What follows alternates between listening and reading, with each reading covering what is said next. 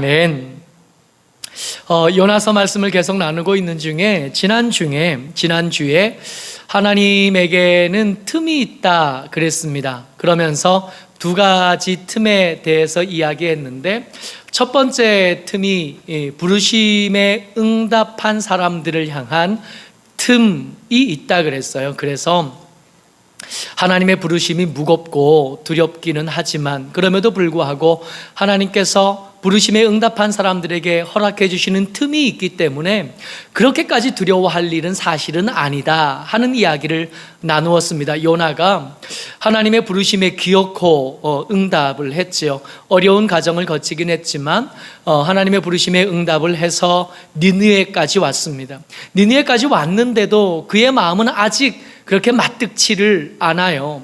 진심으로 하나님께 굴복한 것은 아니었던 겁니다. 그의 뒷모습이 억지가 가득했죠. 3일 길을 걸어야 될 만한 길을 하루 정도만 다녔다 그랬습니다. 3분의 1만 다녔거나 아니면 3배로 더 빠른 걸음으로 다녔기 때문에 그의 선포하는 하나님의 말씀에는 진심도 없고 하나님의 마음에 대한 이해도 없고 순종함도 사실은 없었어요. 그럼에도 불구하고 하나님이 억지로 하는 요나에게 탓하지 않으셨다는 겁니다. 그럼에도 불구하고 요나의 무성의함을 탓하지 않으시고 그저 그냥 당신의 일을 해 가셨음을 지난주에 말씀을 나눴죠. 부르심에 응답한 사람들을 향한 하나님의 틈이 있다 그랬습니다. 두 번째 틈이 있었는데 니느웨 백성들, 니느웨 사람들을 향한 하나님의 틈이 또한 있었다 그랬습니다. 사실은 이 틈이라 그래도 되는지는 잘 모르겠어요. 왜냐하면 그 말씀, 하나님의 말씀을 선포하는 요나에게는 진심이 없었거든요. 대충 했어요. 대충 했을 뿐만 아니라 그가 선포하는 말씀이 뭐냐면 40일이 지나면 니느웨가 멸망하리라 한 말씀밖에 없었습니다. 선포하는 요나에게도 진심이 없었고 선포되는 말씀에도 하나님의 호의라고는 정말 1도 보이지 않는 거예요. 근데 그 호의라고는 1도 없는 그 말씀만 듣고도 니느웨 백성들이 하나님을 믿었습니다. 하나님을 믿고 금식을 선포하는 거예요. 그들의 좋은 옷을 벗고 베옷을 입고 제에 앉아서 기대하기 시작합니다. 하나님이 지금 이렇게 호의라고는 1도 없는 말씀으로 우리에게 재앙을 선포하긴 하셨지만 어떻게 알겠냐? 우리가 이렇게 금식하고 이렇게 회개하고 하나님께 돌아가면 하나님께서 우리를 불쌍히 여기셔서 혹시 그 내리리라고 말씀하셨던 재앙을 내리지 않을 줄 어떻게 알겠냐? 어떻게 아니라고 말할 수 있겠냐? 하는 기대를 백성들이 품었다는 겁니다. 그리고 니느웨 백성들을 향한 하나님의 틈, 정말 하늘이 무너진 것 같은 그 상황에서 바늘구멍만한 틈이 있었는데 그 틈이 진짜로 이 니느웨 백성들에게 허락되어진 거죠. 니느웨 백성들에게 내리라고 말씀하셨던 재앙을 하나님께서 철회하셨습니다. 취소하셨어요. 근데 그 하나님의 틈을 바라면서 요나가 화가 나요. 요나가 죽을 만큼 화를 냅니다. 이 장면이 참 재미있는데 요나서 4장 1절과 2절이에요. 어쩌면 우리가 4주 동안 요나서 말씀을 보는 중에 오늘 나눌 말씀이 요나서의 결론이고 여러분들과 제가 들어야 될 하나님의 진심이십니다. 같이 읽지요. 1절과 2절 같이 읽습니다. 시작. 요나가 매우 싫어하고 성내며 여호와께 기도하여 이르되 여호와여, 내가 고국에 있을 때에 이러하겠다고 말씀하지 아니하였나이까. 여기까지만요. 지금 요나가 생각할 때 이 니느웨 백성들에게 허락되어진 하나님의 틈 때문에 어떻게 반응하냐 하면 매우 싫어하고 성내고 있습니다. 근데 그 밑에 의미심장한 말씀이 2절에 이어져요. 여호와여, 내가 고국에 있을 때에 이러하겠다고 말씀하지 아니하였나이까. 그러니까 요나는 이렇게 될 것을 짐작하고 있었던 겁니다. 이렇게 될 줄 알고 있었어요. 요나가 아는 하나님은 어떤 하나님이냐 하면 2절 계속해서요. 같이요. 시작. 주께서는 은혜로우시며 자비로우시며 노하기를 더디하시며 인애가 크시사 뜻을 돌이켜 재앙을 내리지 아니하시는 하나님이신 줄을 내가 알았음이니이다. 요나가 알았대요. 뭘 알았어요? 하나님이 은혜로우시다는 것을 알았대요. 요나는 알고 있었습니다. 뭘 알았냐 하면 하나님은 자비로우시다는 것을 알았어요. 노하기를 더디하는 분이시고 사랑과 오래 참음이 크셔서 그 재앙을 선포하셨다가도 얼마든지 그 재앙을 취소할 수 있는 하나님이시라는 것을 요나가 알았대요. 문제는 이 은혜요, 이 하나님의 틈, 하나님의 긍휼히 여기심, 이 은혜가 나에게 향할 때는 좋았어요. 이 요나가 하나님의 틈을 누려서 지금 살아있는 거 아니에요? 요나가 하나님의 은혜를 얻어서 물고기 뱃속까지 들어갔다가도 살아나서 나왔을 뿐만 아니라 그렇게 불성실하게 무성의하게 하나님의 사람답지 않게 대충 그 사명을 감당했음에도 불구하고 요나를 탓하지 않으셨잖아요. 마른 하늘에 벼락이 떨어져도 시원치 않을 그런 상황에 하나님께서 요나를 봐주셨거든요. 이 하나님의 틈, 하나님의 은혜가 내게 향할 때, 우리 교회에 향할 때, 우리 공동체에 향할 때, 내 식구들에게 향할 때, 내 민족에게 향할 때는 좋았는데 이게 열방을 향할 때, 이게 다른 교회를 향할 때, 다른 식구들을 향할 때, 특별히 사촌에게 향할 때 배가 아파 못 사는 거예요. 성경은 지금 요나서 4장 2절의 말씀을 요나가 기도했다고 써주시지만 민망해서라도 이것을 기도했다고 받기는 어려워요. 여러분 그런 거 있지 않았어요? 우리 아이들 키우면서 큰아들, 첫째가 태어나잖아요. 너무 이쁘죠. 평생에 처음 본 아들이니까 이 아들에게 엄마의 사랑, 아빠의 사랑, 할아버지 할머니의 사랑, 그 이웃 주민들의 사랑, 이모들의 사랑, 고모들의 사랑이 큰아들 첫째에게 다 쏟아 부어져요. 너무 행복하고 즐거운 시간을 보내다가 어느 땐가 둘째가 태어나는 거예요. 엄마의 시선이 첫째에게서 둘째로 옮겨지기 시작.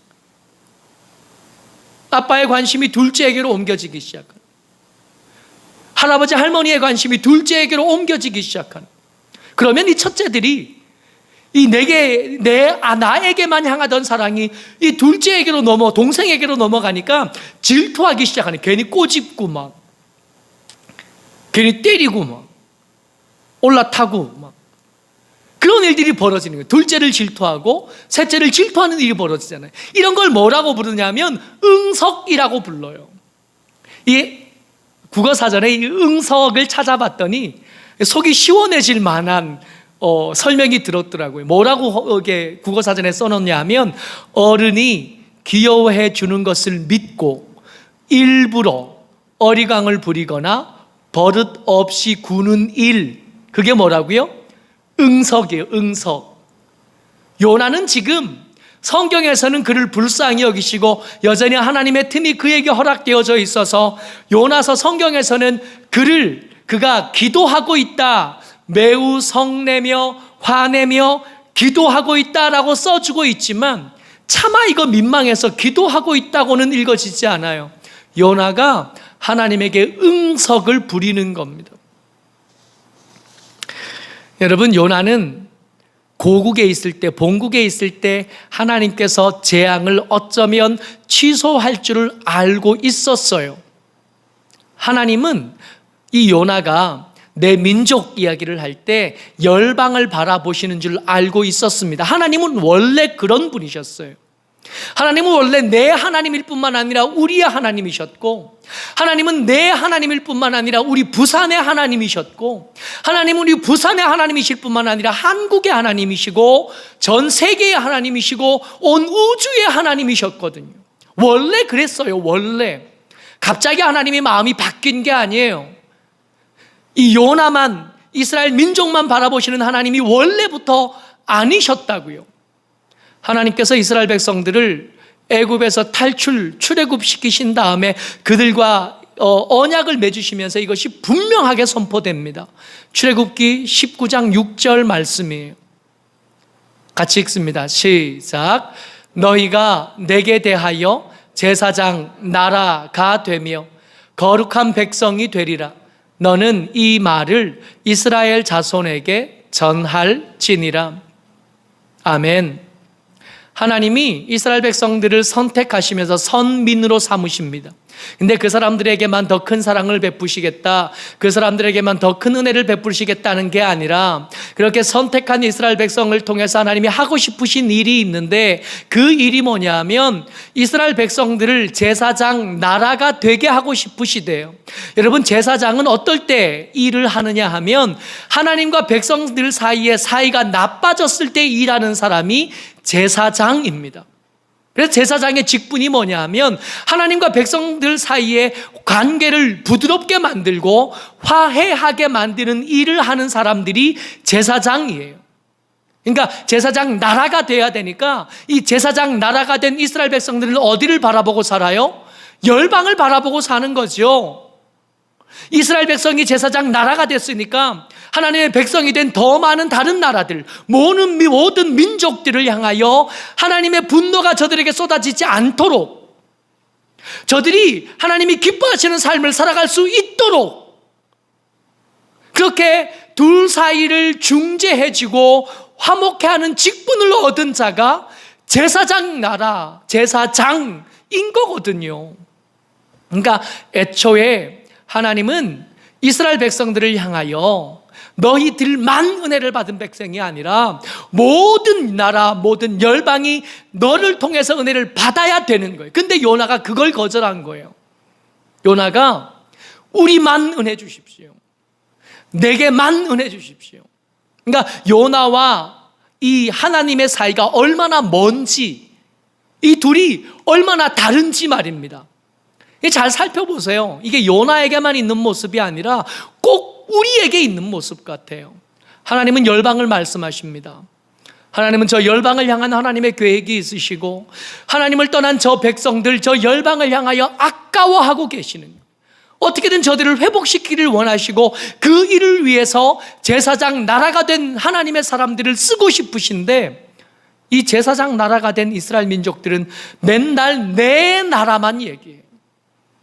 하나님은 열방을 얘기하시고 하나님의 사람으로 선택된 사람들은 내 나라만 얘기하시는, 하나님의 민족을 얘기하실 때 하나님의 사람이 내 가족만 이야기하는, 하나님이 공동체를 말씀하실 때 하나님의 사람이 아니요 나만이라고 얘기하고 있다.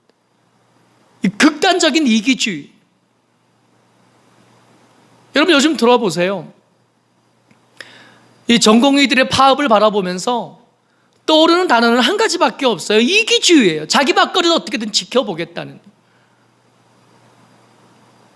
전공의들의 평균 연봉이 5억 원입니다. 5억 원. 처우를 더 잘해달래요. 얼마나 더 잘해줘요? 일부 교회들이 우리는 절대로 종교의 자유를 양보할 수 없고 예배를 양보할 수 없다고 말합니다. 대통령과 만난 자리에 그렇게 얘기했더만요.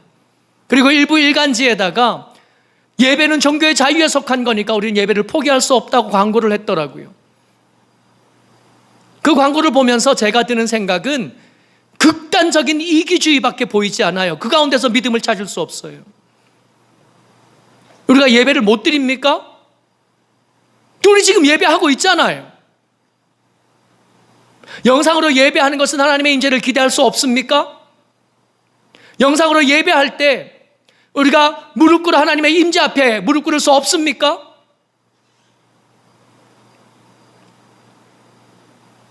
이것은 믿음이 아니라 이기주의예요. 하나님은 열방을 말씀하시는데 요나가 내 나라 이야기하고 내 가족 이야기하고 나 이야기하는 것처럼 지금 우리나라 교회가 자기만 이야기하는, 자기 교회만 이야기하는, 지사적만 얘기하는 거예요. 아니요. 하나님께서 이렇게 응석을 부리는 교회와 전공의들과 응석을 부리는 요나를 향해서 하나님 말씀하십니다. 두려움을 가지고 같이 읽어요. 4장 4절입니다. 시작. 여호와께서 이르시되 내가 성내는 것이 옳으냐 하시니라.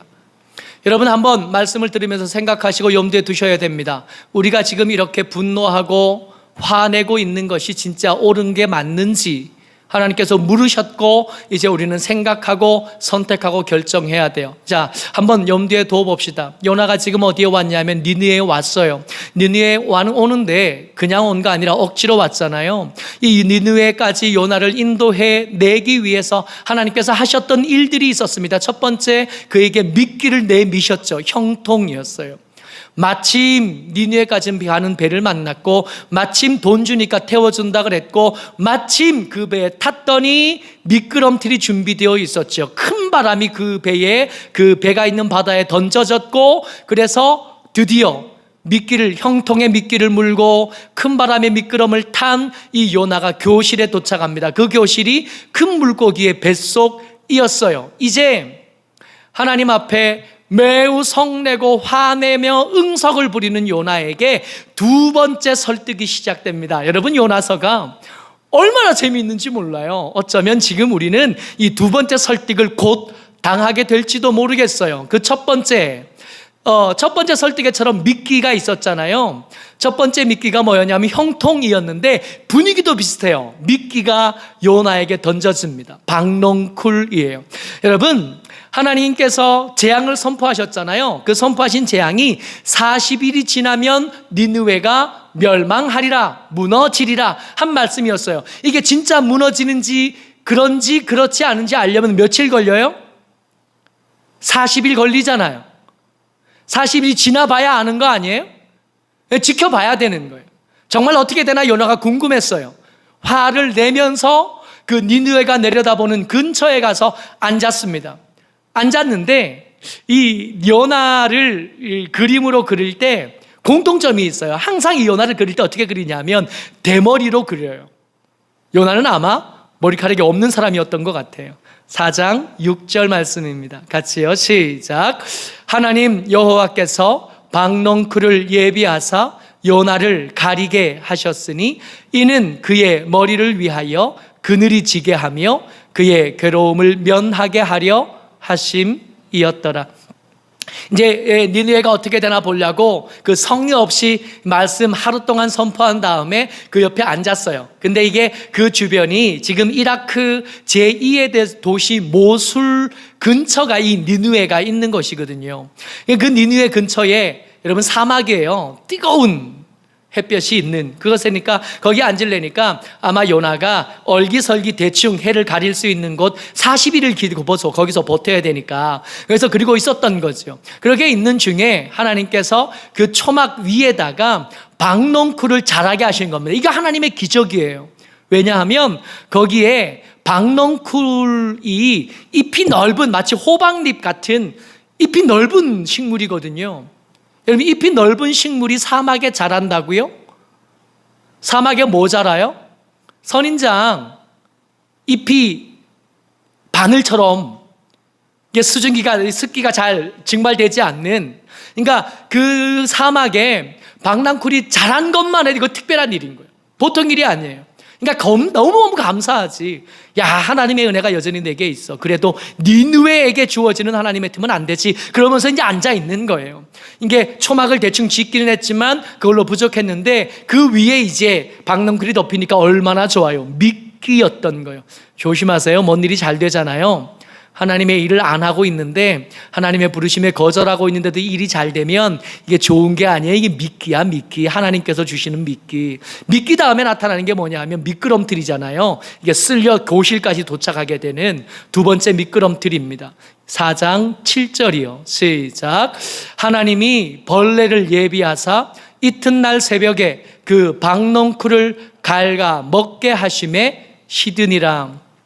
여러분, 새벽에 이게 밤에 서늘한 기운이 덥다라는 느낌으로 바뀌는데 걸리는 시간이 10분이 안 돼요.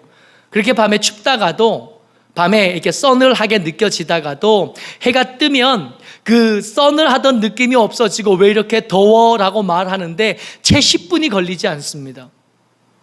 벌레가 새벽에, 그러니까 해가 뜰 때쯤 그 새벽에 이 박농쿨을 갉아먹었어요. 여전히 이 벌레도 하나님께서 예비하신 것입니다. 그러고 나니까 이제 하나님의 교실에 도착하는 거죠. 첫 번째 교실은 큰 물고기의 뱃속이었고 두 번째 교실은 뜨거운 동풍입니다. 같이요. 4장 8절 같이 읽습니다. 시작. 해가 뜰 때에 하나님이 뜨거운 동풍을 예비하셨고 해는 요나의 머리에 쪼임에 요나가 혼미하여 스스로 죽기를 구하여 이르되 사는 것보다 죽는 것이 내게 나으니이다 하니라. 머리카락이 아마 없을 거라고 생각되어지는 요나가 뜨거운 햇볕만 해도 힘든데 마침 그날, 마침 그 새벽에, 마침 그 아침에 하나님께서 예비하신 뜨거운 동풍이요. 그러니까 예삿바람은 아니었던 거예요. 어제 아침과 달라요. 예삿 물고기가 아니었던 것처럼 예삿바람이 아니었던 겁니다.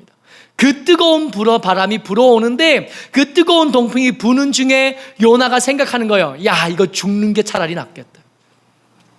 근데 이 장면들을 보면서 우리 하나님께서 준비하셨던 첫 번째 교실 그리고 두 번째 교실 바라보면서 그런 생각을 했어요. 이 교실을 준비하신 하나님의 표정이요. 여러분 어떠셨을 것 같아요?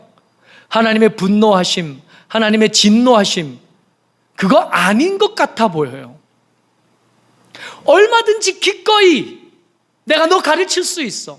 내가 너 가르칠 때까지 잘 못 배우긴 하는데 기어코 네가 배울 때까지 나는 매번 창조적인 아이디어를 동원해서 새로운 교실을 준비할 거야. 누가 이기는지 한번 해보는. 이게 형통일 수도 있고 박농쿨일 수도 있지만 여러분 생각해 보세요. 형통과 이게 마침 준비되어 있는 니느웨 가는 배와 그 사막에서 도단한 박농쿨, 여러분 얼마나 이게 안 비슷해요. 전혀 다른 거지. 만약 여기서도 못 배우면 또 다른 기가 막힌 것들이 하나님께서 준비하셔서 베풀어 주실 거예요. 새로운 미끼들을. 하나님은 이 일에 오히려 말씀을 읽으면서 재미있어 하신다는 느낌까지 들어요. 기꺼이 다음도 준비되어 있는.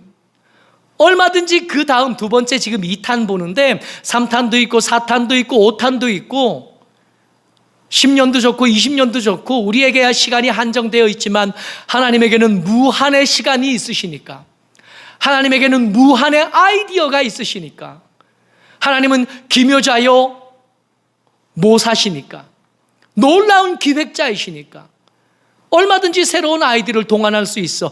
그러나 여러분 그 교실에서 배우는 요나가 지금 죽을 지경이에요. 물고기 뱃속에서 요나가 뭐라고 고백했었냐 하면 내가 스올의 뱃속에 들어와 있습니다 라고 고백했었어요. 여러분 죽음이요. 하나님은 요나가 거기서 죽지 않을 걸 아셔요. 그러니까 기꺼이 큰 물고기를 준비하시지만 거기서 배우는 요나는 거기는 사람 사는 데가 아닌 거예요. 두 번째 배우잖아요. 뜨거운 동풍. 그 교실에 들어갔더니 요나가 뭐라 그래요? 스스로 죽기를 구하며 내가 죽는 것이 사는 것보다 낫습니다. 여기서도 못 배우면 그 다음 거 있을 거예요. 여기서도 못 배우면 그 다음 것도 있고 그 다음 것도 있을 거예요. 여러분 우리가 배워야 할 거 뭐예요? 내 이야기만 중요하던 우리에게 공동체가 눈에 보이게 되는 것. 우리 교회만 보이던 사람에게 세상이 보이게 되는 것. 내 나라만 보이던 사람에게 열방이 보이게 되는 것. 지금 요나에게 하나님이 가르치고 싶어 하시는 것이잖아요. 요나 4장 11절입니다. 같이요. 시작. 하물며 이 큰 성읍 니느웨에는 좌우를 분별하지 못하는 자가 12만여 명이요 가축도 많이 있나니 내가 어찌 아끼지 아니하겠느냐 하시니라. 할렐루야. 여러분 요나서 성경은 4장 11절로 끝나요. 그 다음에 요나가 어떻게 됐을까 참 궁금한데 전설만 있고 기록이 없어서 잘 모르는데, 다만 지금 이 니느웨 지방이, 니느웨 땅이 지금은 이라크에 있습니다. 지금 이라크 땅인데, 이라크의 두 번째 도시인 모술이라는 곳에 에살핫돈이라고 하는 아수르 왕의 무덤이 있어요. 그 무덤 안에 한 건물이 이름이 뭐냐 하면 요나의 무덤입니다. 저기 제가 사진 가지고 왔는데, 그 사진에 저기 삐쭉 높은 탑이 있죠. 저 탑이 요나의 무덤이에요. BC 8세기, 그러니까 딱 성경이 기록되어질 그때쯤 세워진 건물이고요. 그 건물 안에는 요나의 관도 있어요. 2014년 7월 24일에 IS가 폭파해서 지금은 없어요. 지금은 없는데, 지금 저기 그 전에 다녀오신 분들이 찍은 사진에는 요나의 무덤이라고 하는 유적이 분명히 있습니다. 이 요나 선지자에 대한 이야기는 성경에도 있지만 이슬람의 경전인 코란에도 요나 선지자가 등장을 해요. 어쩌면 요나는 이스라엘로 돌아오지 않았던 것 같아요. 그 뜨거운 동풍, 그 교실에서 이제는 하나님의 마음을 받아들였을 것 같아요. 거기서 남아서 하나님을 어떻게 믿어야 되는지, 하나님은 어떤 분이신지 아무것도 모르잖아요, 이 사람들. 들은 하나님의 말씀이라고는 한 가지밖에 없는데, 그 한 가지가 뭐냐 하면 40일이 지나면 니느웨가 무너지리라 한 것밖에 없는데, 그들에게 하나님이 어떤 분이신지, 하나님이 어떤 걸 좋아하시고 어떤 걸 싫어하시는지, 하나님이 너희를 향하여 어떤 마음을 품으시는지 말해주면서 거기서 인생을 마무리했던 것 같아요. 여러분, 어떤 것들은 경험에서 배우지만 또 어떤 것들은 그냥 배우는 것들도 많아요. 오늘 요나서 성경 읽으면서 교실 2개를 우리가 배웠습니다. 첫 번째 교실은 큰 물고기의 뱃속, 요나가 마치 수올의 뱃속 같습니다 라고 말했던 그곳. 또 하나가 뜨거운 동풍, 내가 사는 것보다 죽는 게 낫습니다 라고 말했던 뜨거운 동풍이에요. 여러분, 믿음을 얻는 방법에는 여러 가지가 있습니다. 그런데 우리가 아는 믿음을 얻는 최고의 방법이 뭔지 아세요? 들음이잖아요. 새삼 감사하지 않아요? 믿음을 얻기 위해서는 누구나 다 물고기 뱃속에 한번 들어갔다 나와야 돼. 믿음을 얻기 위해서는 누구나 다 그 뜨거운 동풍 밑에 있어 봐야 돼. 이러지 않은 게 얼마나 감사해요. 로마서 10장 17절입니다. 같이 읽어요. 시작. 그러므로 믿음은 들음에서 나며 들음은 그리스도의 말씀으로 말미암았느니라. 이 말씀이 그저 그냥 말씀을 열심히 들어야 되는구나가 아니라, 할 수만 있으면 그 고통스러운 과정 거치지 말고 그냥 믿으면 얼마나 좋으냐고요. 하나하나 다 경험해보고 배우고 경험해보고 알 필요가 없다고요. 그냥 믿으면 월반도 가능하다고요. 경험해보고 믿으니까 믿음이 더 깊다고요? 그래서 기어코 물고기 뱃속까지 가보겠다고요? 그래서 기어코 그 뜨거운 동풍 밑에까지 가겠다고요? 우리가 요나서 말씀 나누면서 이 물고기 뱃속 이야기할 때 같이 나눴던 것이 아쉬움이었습니다. 그럴 거 뭐 있어요? 들어서 알면 얼마나 좋아. 당해보기 전에 알면 얼마나 좋아요. 큰 바람, 그 큰 바람이 오기 전에 알면 얼마나 좋아요. 그렇게 옆바로 내려갈 때 이상한데? 분위기가 좀 이상한데 미리 눈치챌 수 있으면 얼마나 좋아요. 근데 그 얼마나 좋아요 하는 그 말을 하나님께서도 우리를 향하여 똑같이 품으신다고요. 믿음은 어떻게 얻어요? 하나하나 당해보고 얻는 게 아니라 듣고 나서 믿는 거예요. 듣고 나서. 들어서 알아야죠. 요나의 이야기가 이렇게 자세하게 써 있는 것은 거기 가기 전에 미리 알았으면 좋겠다 생각하시는 하나님의 긍휼인 줄을 믿습니다. 모쪼록 저와 여러분들이 좀 월반도 했으면 좋겠어요. 학교에서는 한 번도 못 해봤잖아요. 초등학교 다닐 때 2반으로 못 가봤잖아요. 더 잘 공부하는 반에 안 가봤는데, 한 번도 가본 적이 없는데, 근데 학교에서 그런 거야. 뭐 남들 똑같이 다니는 학교 괜찮은데 믿음에 대해서만큼은 좀 지나가자고요. 하나하나 당한 다음에 알 것 아니라 그저 들었는데 믿어져, 그저 들었는데 고마워, 그저 들었는데 마음이 감동으로 벅차요. 이런 은혜가 여러분들과 제게 꼭 있어지기를 주의 이름으로 축복합니다. 아멘.